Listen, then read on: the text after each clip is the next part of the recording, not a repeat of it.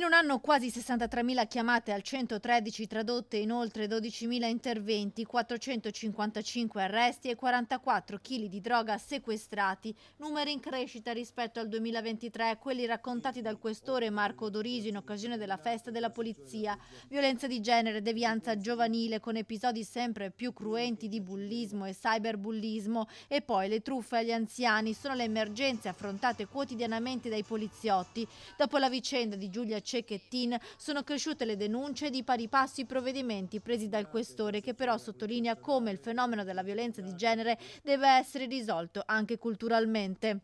La prima questione è quella ormai annosa della violenza di genere, la violenza sulle donne, dove l'impegno è massimo non solo in chiave per l'appunto di prevenzione, di educazione, ma anche repressiva, ed è un fenomeno dove lo sforzo e l'impegno deve essere collettivo, deve essere di tutti quanti noi, di ogni agenzia del sociale, quindi non solo le forze dell'ordine, proprio per cambiare, per riportare una parità di genere dove la donna appunto è donna e come tale non può essere soggiogata o quantomeno intesa come un qualcosa nel potere dell'uomo. È un discorso, questo è un impegno quotidiano che va fatto tutti i giorni. Ma a preoccupare il questore sono anche i giovanissimi, gruppi di violenti protagonisti di aggressioni e rapine sempre più frequenti in città. Noi ormai quotidianamente abbiamo a che fare con situazioni dove scatta la violenza, no? O nei confronti del coetaneo ma anche dell'adulto contro altri gruppi, e quindi la rapina piuttosto che l'atto sessuale, dove poi ci accorgiamo che la violenza è una violenza fine a se stessa, dove praticamente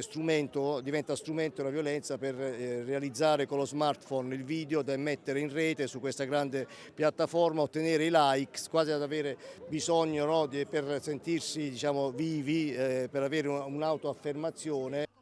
Quest'anno la festa della polizia si è svolta sul sagrato della Basilica di Sant'Antonio, il luogo simbolo di Padova, per sottolineare il stretto rapporto tra l'istituzione e i cittadini. I poliziotti si mostrano e si raccontano con il loro servizio quotidiano a tutela della cittadinanza, ha spiegato il questore, ricordando l'impegno con i controlli giornalieri in strada e quelli intensificati previsti dalla zona rossa in stazione recentemente prorogata fino a maggio. È stata condivisa nell'ultimo comitato provinciale ordine di sicurezza pubblica con tutti gli attori, dal signor prefetto e dall'amministrazione comunale.